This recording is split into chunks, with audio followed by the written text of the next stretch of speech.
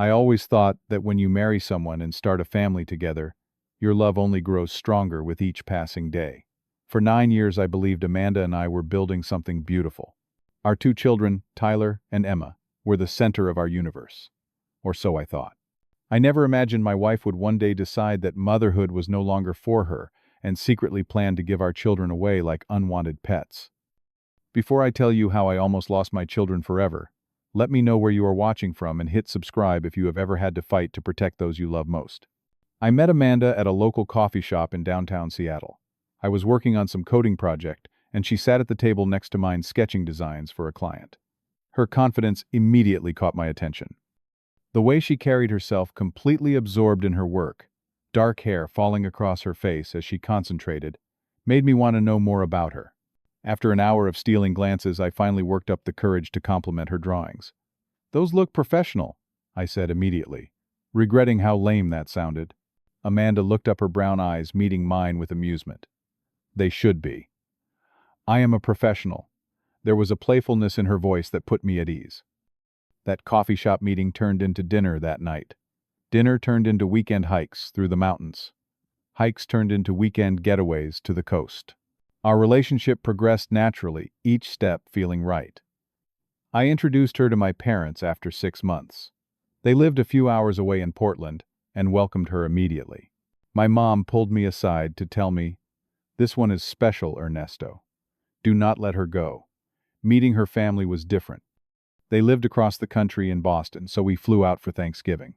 Her parents were polite but reserved, her father especially scrutinizing me throughout the visit. I later learned from Amanda that they had expected her to marry someone from their social circle, not a first-generation Mexican-American software engineer from the West Coast. But Amanda stood her ground, telling them that who she loved was her choice alone. After 2 years of dating, I proposed during a camping trip to Olympic National Park. Under a canopy of stars with the sound of waves crashing in the distance, Amanda said yes.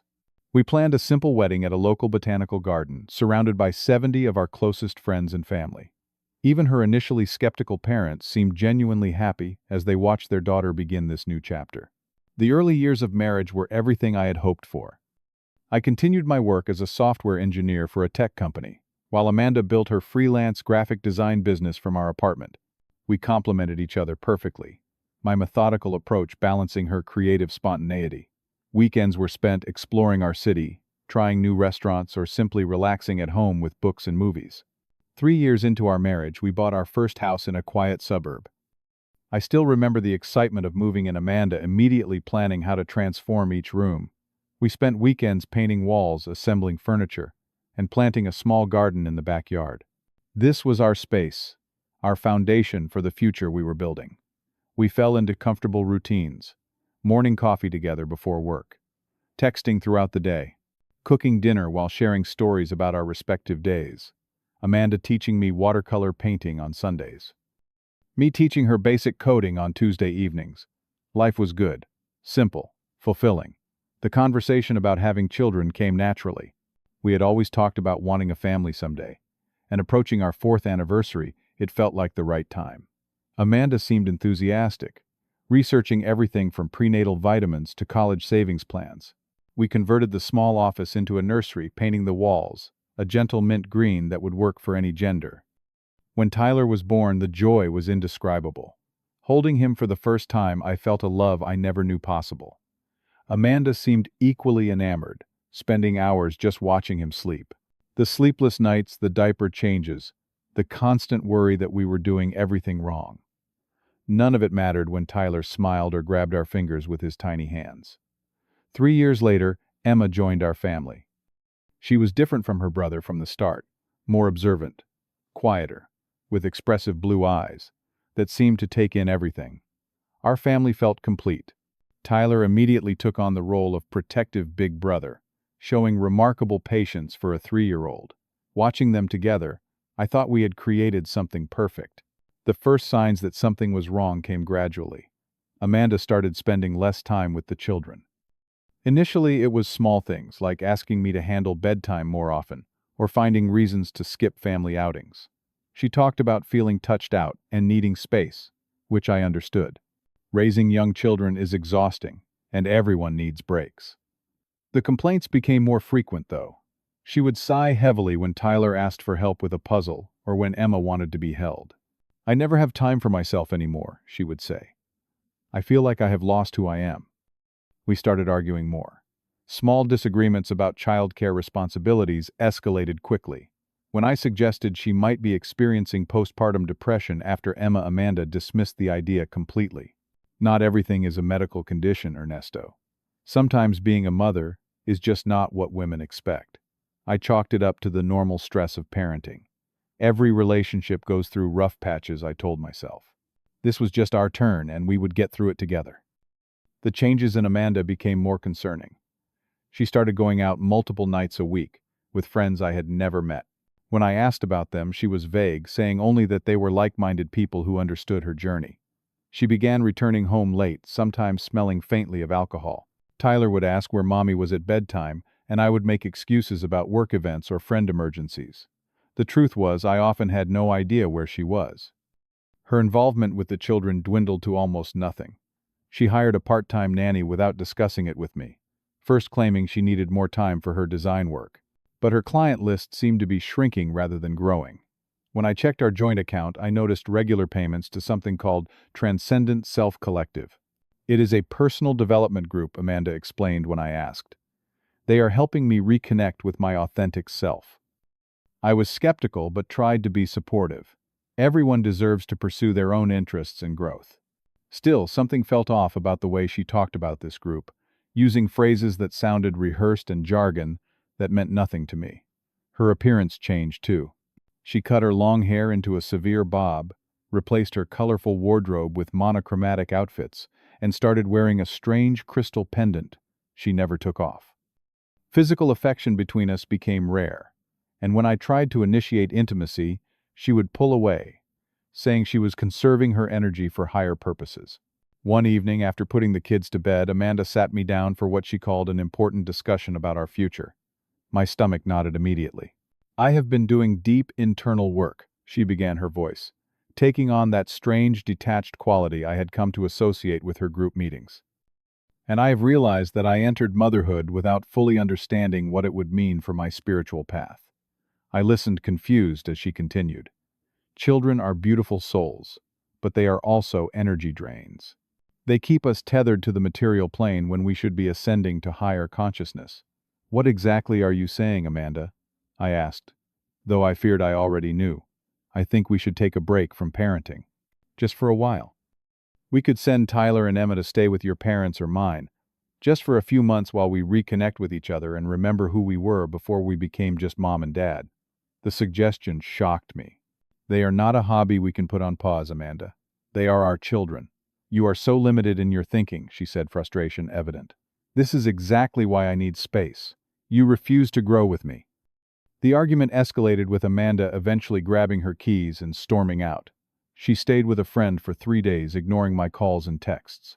When she finally returned, we pretended the conversation had never happened, falling into an uneasy peace. 2 weeks later, I was using Amanda's laptop to print some documents for work, my own computer having crashed that morning. After finding the file I needed, I noticed her email was open. I am not proud of what I did next, but some instinct made me scroll through her inbox. There it was, an email thread with the subject line, "Adoption Consultation, Follow Up." My blood ran cold as I opened it and began reading. The emails were between Amanda and someone named Veronica at an adoption agency. They discussed the process of putting 2 children up for adoption, ages 6 and 3. My children. Our children. With shaking hands, I searched through her files and found scanned documents, partially completed adoption forms. On one I saw what appeared to be my signature, though I had never seen these papers before. She had forged my consent. There was a calendar entry for the following Tuesday while I was scheduled to be at a 3-day work conference. Final placement interview, 10 a.m. Bring children. I felt physically ill. The room spun as I tried to process what I was seeing. My wife was planning to give our children away while I was out of town. She had falsified documents, lied to an adoption agency, and was ready to destroy our family, all because motherhood was interfering with her spiritual journey. I forced myself to remain calm, to think clearly. This was no time for an emotional outburst. I took photos of everything I found, sent copies to my email, and carefully returned the laptop exactly as I had found it. Then, I waited. When Amanda returned from her meditation circle that evening, I confronted her as calmly as I could. "I know about the adoption plans," I said simply. Her face registered shock, then quickly composed itself. "You went through my private emails. That is what concerns you. Not the fact that you are planning to give away our children without my knowledge or consent." She sighed dramatically. "I knew you would not understand. This is a temporary solution, Ernesto. A chance for us to recalibrate our relationship, and for me to continue my spiritual work without distraction. By giving our children to strangers, the agency has excellent families, vetted and ready. Tyler and Emma would have all their physical needs met, while you and I do the internal work necessary to become better parents, if we choose to reclaim that role." Her words chilled me. "If we choose to reclaim that role," as if parenthood was an optional position you could step in and out of at will. "Who put these ideas in your head? Is it that transcendent self-collective?" Amanda nodded, a strange light in her eyes. "Master Jacoby has helped me see that attachment to any physical form, even children, prevents us from reaching our highest potential. He says that true love means releasing those we care about from obligation." "He sounds like a cult leader," I said before I could stop myself. Amanda laughed coldly. "That is exactly the limited thinking he warned me about. You are afraid of growth, Ernesto. Afraid to see beyond the societal constructs that keep us small." I realized then that reasoning with her was pointless. Whatever this group had convinced her of, she was fully committed to their twisted logic. My priority had to be protecting our children. "We will talk more about this," I said, pretending to consider her position. "I need time to process." She smiled clearly, believing she was making progress. "That is all I ask. Open-mindedness." That night as Amanda slept, I lay awake, planning our escape. First thing the next morning, I called in sick to work and began researching family law attorneys. I found one who could see me that same day, a woman named Lucia Rodriguez, who specialized in emergency custody situations. In her office, I laid out everything: the emails, the forged documents, the planned adoption meeting. Lucia listened carefully, taking detailed notes. "What you are describing is extremely serious," she said when I finished. "Forging your signature on legal documents is fraud. Planning to place children for adoption without the consent of both parents is against the law. We need to act quickly." She outlined a plan. I would file for emergency custody and a temporary restraining order based on the risk of parental kidnapping. But first I needed to gather more evidence. "Can you record a conversation with your wife where she admits to these plans? California is a two-party consent state for recordings, but given the circumstances, there might be exceptions we can argue." I agreed to try. That evening, I initiated another conversation with Amanda about her adoption plans, my phone recording in my pocket. "I have been thinking about what you said," I began. "About sending the kids away for a while." Amanda brightened immediately. "Really, I knew you would come around if you just opened your mind. I am still confused about some things. You mentioned this would be temporary. How would that work with an adoption? Master Jacoby has connections with the agency," she explained. "They would place Tyler and Emma with a family who understands the arrangement. We would have 6 months to focus on our spiritual advancement, then decide if we are ready to reclaim our parental roles." "And what if we decide not to take them back?" Amanda shrugged. "Then the placement becomes permanent."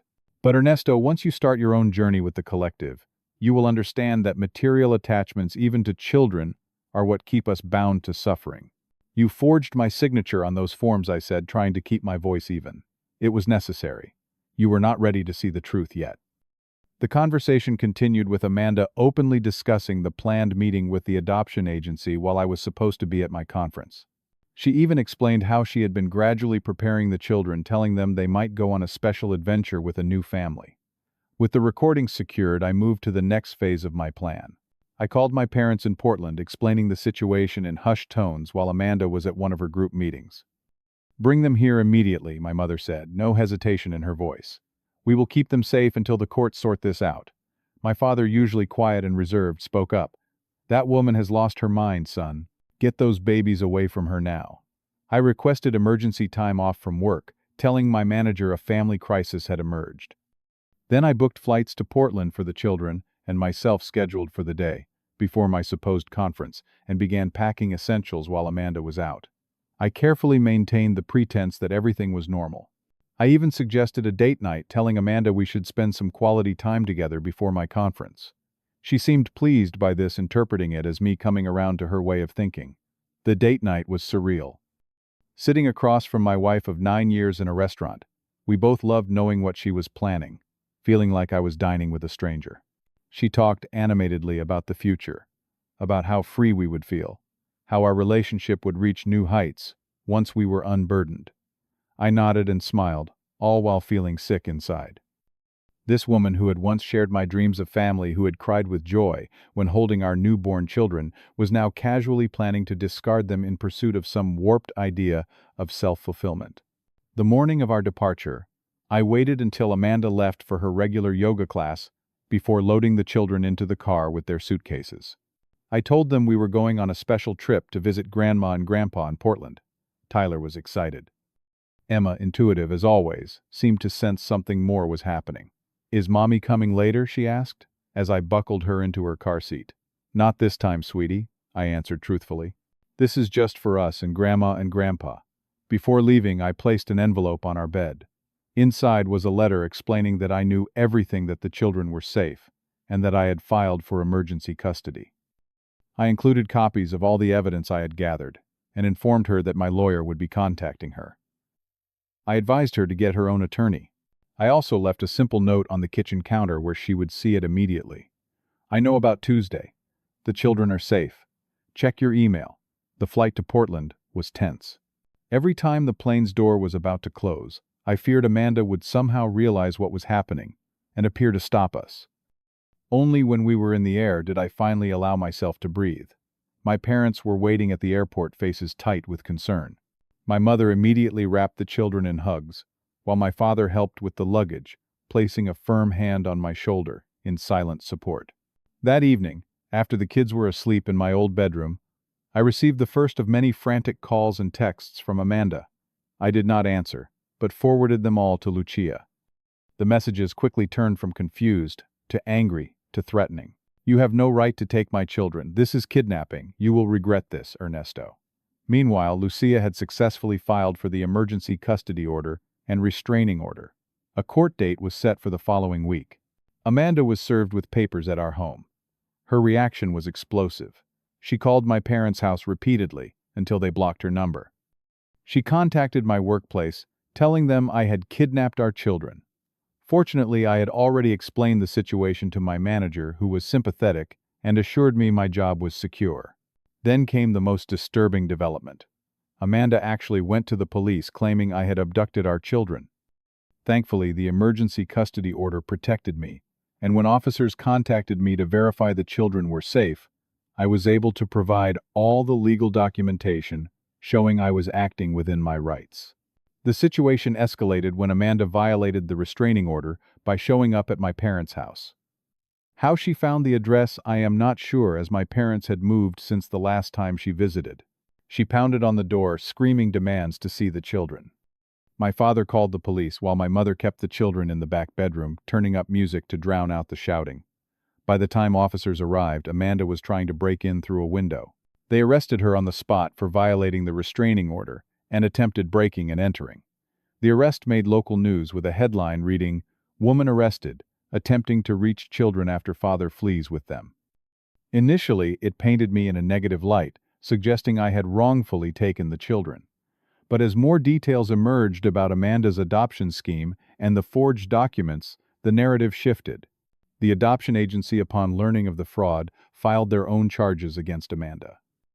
It turned out that Master Jacoby of the Transcendent Self Collective had arranged similar temporary adoptions before collecting substantial fees from both the biological parents and the adoptive families. The entire operation was now under investigation. With Amanda in custody and facing multiple charges, the court hearing for permanent custody was straightforward. The judge, reviewing the evidence of Amanda's plan and her subsequent actions, granted me full custody of Tyler and Emma.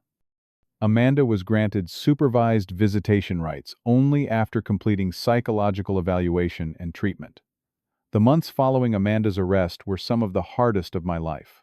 The legal proceedings dragged on, with Amanda eventually pleading guilty to fraud and forgery charges in exchange for dropped charges of attempted child trafficking, which her lawyers had successfully argued was not her intent. She was sentenced to 18 months, but served only 6, with the remainder converted to probation on condition she complete an intensive psychiatric treatment program. The evaluation revealed she had become involved with the Transcendent Self Collective during a vulnerable period and had been subjected to what amounted to brainwashing techniques. Meanwhile, I had to rebuild our lives. I could not return to our home in California. Too many painful memories lingered there. Instead, I accepted a transfer to my company's Denver office, moving the children and myself to Colorado to start fresh. Being a single father to 2 traumatized children, while maintaining a demanding career, was an immense challenge.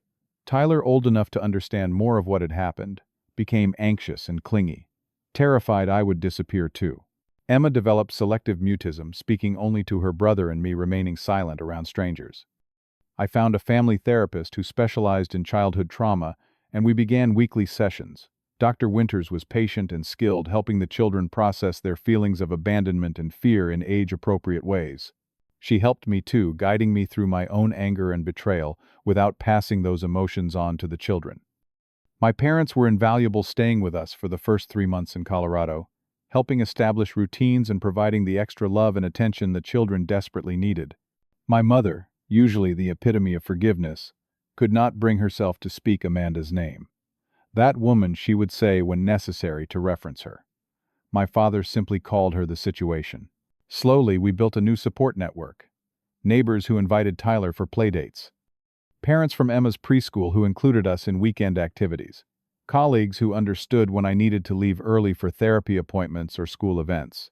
I learned to be both mother and father. Learned to braid Emma's hair after watching countless YouTube tutorials. Learned to coach Tyler's soccer team despite knowing almost nothing about the sport. Learned to cook meals that were both nutritious and appealing to young palates. Learned to sew Halloween costumes and bake birthday cakes and kiss scraped knees.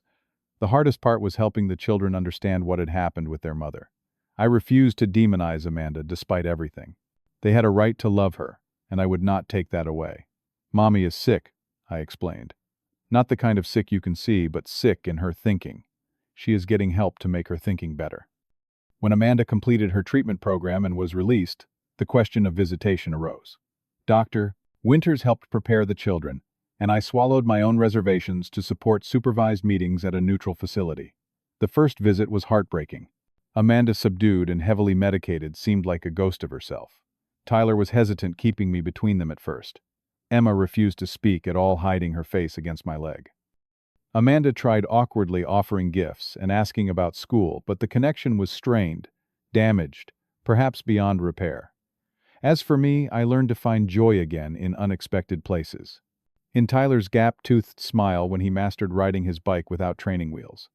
In Emma's quiet voice reading her first book aloud. In the peaceful moments after bedtime, when the house was still, and I could reflect on how far we had come. Dating seemed impossible and undesirable for a long time. My trust had been so fundamentally broken that the idea of letting someone new into our lives terrified me. But eventually I met Sophia, another single parent, at the children's school. Our friendship developed slowly into something more, both of us cautious and prioritizing our children's well-being above all. 2 years after leaving California, we had built a new normal. The children were thriving in school. My career was back on track. We had a home filled with laughter again.